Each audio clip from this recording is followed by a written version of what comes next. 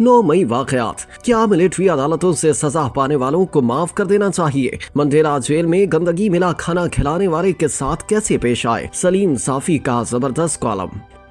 Senior सहाफी Salim साफी अपने column में लिखते हैं कि जदीद दौर में जब भी कौमी मुफाहमत की बात होती है तो पहला नाम नेल्सन मंडेला का लबों पर आता है। ताहम बहुत कम लोग जानते हैं कि क्या कीमत अदा करके उन्होंने ये मकाम हासिल किया। वो 1918 को पैदा हुए और फोर्ट हिल यूनिवर्सिटी से मास्टर की तालीम हासिल की। दौरे तालिब इल्मी से नस्ल परस्ती के खिलाफ जदोजहद करने वाली तलबा की तंजीम के मेंबर बने। अफ्रीकन नेशनल कांग्रेस के प्लेटफॉर्म से उन्होंने हर तरह की जदोजहद की। उन्हें 1962 में गिरफ्तार किया गया और 27 साल कैद रहे।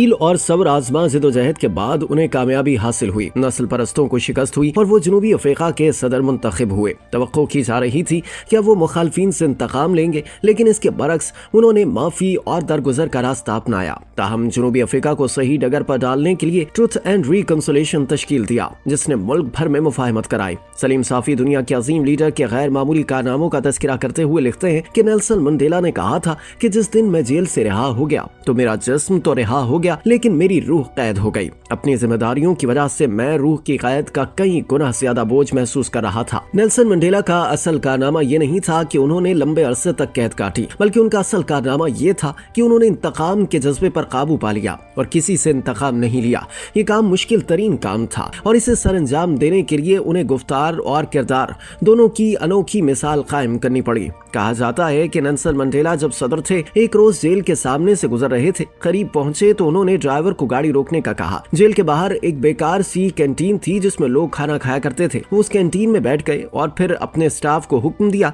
कि इस शख्स को बुलाओ जो सामने खाना खा रहा है। फौरन हुक्म की तामील हुई। उस शख्स को जब लाया जा रहा था तो वो बहुत घबराया हुआ था, डर के मारे कांप रहा था। नेल्सन मंडेला ने उसे अपने साथ टेबल पर बिठाया और फिर कैंटीन वाले को खाने का ऑर्डर दिया। फिर दोनों ने इकट्ठे एहतराम से खाना खाया और फिर उस शख्स को इज्जत और एहतराम के साथ रुखसत किया। नेल्सन मंडेला ने अपने ड्राइवर से पूछा कि जानते हो ये कौन था? उसने नफी में जवाब दिया। मंडेला ने कहा कि ये शख्स जेल में मुझे खाना दिया करता था और हर रोज मेरे खाने में गंदगी मिलाता था, इसमें अपना पेशाब भी डालता था। आज मैं इस अमल के जरिए अपने मुल्क के शहरियों को ये दर्स देना चाहता हूँ कि वो हर किस्म के इंतकाम को भूल जाएं। मैं उन्हें अमल से दिखाना चाहता हूँ कि बरसों तक मेरे खाने में गंद डालने वाले शख्स को भी मैं माफ कर रहा हूँ और अपने साथ बराबरी की बुनियाद पर बिठा रहा हूँ। सलीम साफी ने नेल्सन मंडेला की अजमत बयान करने के बाद सानेहा 9 मई पर अपना तज्जिया पेश किया। वो लिखते हैं कि अब आते हैं 9 मई के गिरफ्तार और सजा याफ्ता लोगों की तरफ। यकीनन उन्होंने बड़ी और संगीन गलती की, लेकिन असल मुजरिम वही लोग और कारकुन नहीं जो उस वक्त जज्बाती होकर इस्तेमाल हुए। वो बेचारे अपने लीडर की मोहब्बत में घरों से निकले थे और उनके ये इरादे नहीं थे कि फौजी तंसीबात पर हमले करने हैं, लेकिन फिर वहाँ के माहौल और मास्टरमाइंड्स की तरगीब से